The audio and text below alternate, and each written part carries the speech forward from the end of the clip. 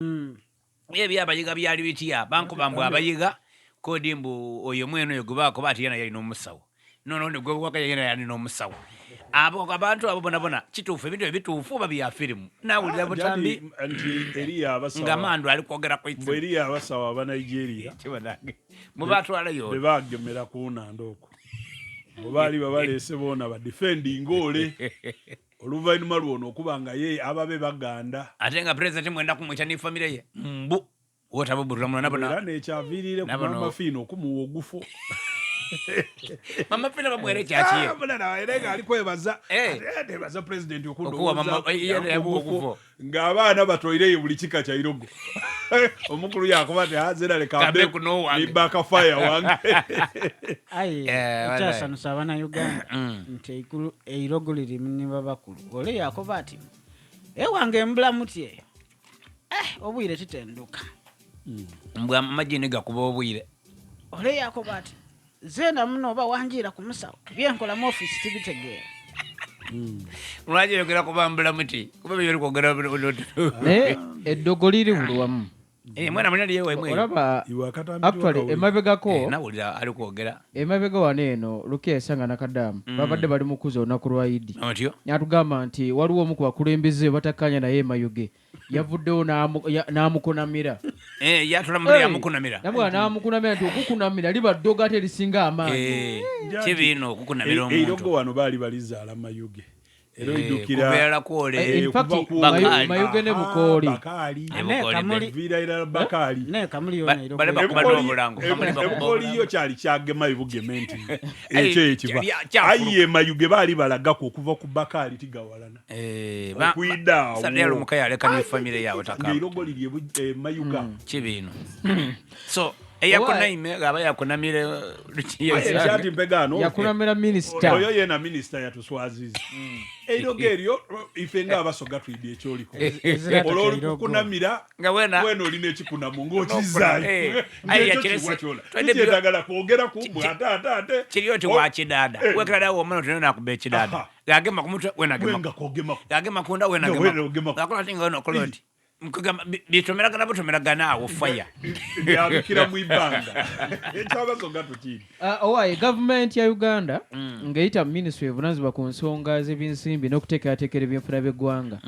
etubulidde mu butongole nti ejjeewo akajanja ak'okuteekanga ssente mu mikolo emikulu egyo gibadde gikuzibwa ennaku enkulu tubaddemu n'olunaku lwa International Women's Day olunaku olw'okuza olunaku lw'abakyala nga 8 omwezi ogw'omukusatu netubeerawo n'omukolo gw'okuza olunaku olwa independence nga 9 ogw'ekkumi netubeerawo n'olunaku lw'abakozi International Women's Day buli gavumenti ega nti babadde bateekamu ssente naye nga ssente zino balabira ddala nga one zibadde nga tebalabawo kyamaanyi kibeerawo kyate nga ssente ezo gavumenti kati yatongozza enkola gye batya ATMs muno agriculture tourism then mineral industrialization bikoze bitya nti muno mwegenda okuteekanga ssente zaayo abantu basomesebwa ebyobulimi okusinga okukwata obukadde 7 okwata obukadde 5-7 bagende bateekeko omukolo ogw'okuza olunaku lw'abakozi bugwe eri buyukwewa nti batumbule ebyobulambuzi tulina ebyobulambuzi busoge beetagamu ssente abantu bajje batuwe ssente n'ebirala then katono nnyo kamaleyo nti bagaye nti kati okukendeeza ssente zino muzeeyi ajja kujjanga ku leediyo nga we yali nga mu biseera ebya COVID-19 bagaye nti ssaawa 2 ez'ekiro ajje countrymen and women, ladies and gentlemen, I'm here to address you about the Labour's Day. Otegera ayogere nti kino kigenda kuteekawo embeera y'okola nga ssente bamaze okuzitaliza obulungi obutonoonebwa naye era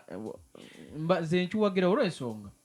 nti olumu obadde otunulira speech kalwa speech ya muzeeyi gye yawa ku mukolo gw'ebuyuko gwa Labour's Day ematali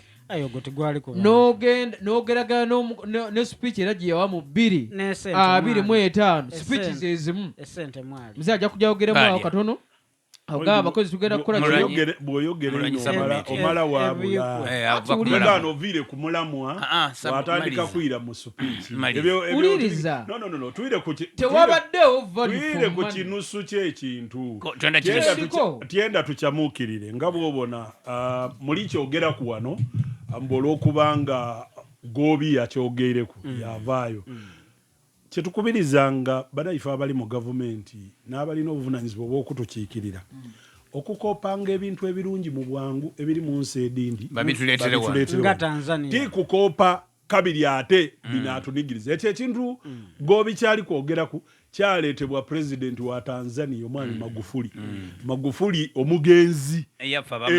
naye akoba ati njiira okubona nga sente deiwanga dyonoonebwa ino mu kuteekateeka emikolo deyafe emikolo gyona njitoirewo esente dandigiire nga mu mikolo tugite mu nkulaakulana now it's the same thing nti bulingirire ole kyeyataawo e Tanzania bakire tikitwetagisa nasebo abantu mudo sokola bi kitujja kuba ku kirala ekyo emikolo gino kino kikulu atezera kikukiriawo nti emikolo egyo bajjewo egimu emera ne bagirekawo kale kijja kusigala nga era Bannayuganda bakiisemu ensingo kubanga olunaku olwa Tarehe 6 lusigaddewo olunaku olw'Enyalem Liberation Day lusigaddewo olunaku waliwo olunaku olulala zisigaddewo tosobola kulekawo Tarehe 6 n'ojjawo independence mpegano imwe Abannayuganda mwene nimwe abaasooka okuzira emigolo gino timujjayo bwe twabanga wano nga independence NRM yeta akoddeko okusomba bati bakusombyo naye tolikwenda nkwinongole oba omusaada abayira nkwinongole byotabona kwotegeera ekyalingawo nti bwewalioka ali kwidda mu town olunaku bwe lwatuuka ng'olwa independence ng'okuva ku bridge ebigogo bendera buli duuka ebigogo bendera ogwo gwali na mulimu gwa municipal council nga buli wobo n'awali ekitaala bataku bendera side eno ni side eno n'okwigula edduuka ng'ozira bendera gonna nga tulina okutaakuki Abannayuganda abaana abasomi bona bemerera ku nguudo okwemerera ku okwaniriza president ku lunaku olw'eiwanga ayi mwaja mu bitaamu politics abange tibaida kujjako dindi we FDC n'abaana byabufuzi bona bamalamu ino ekintu muno okwetega ekintu kwidye abasawo b'ekino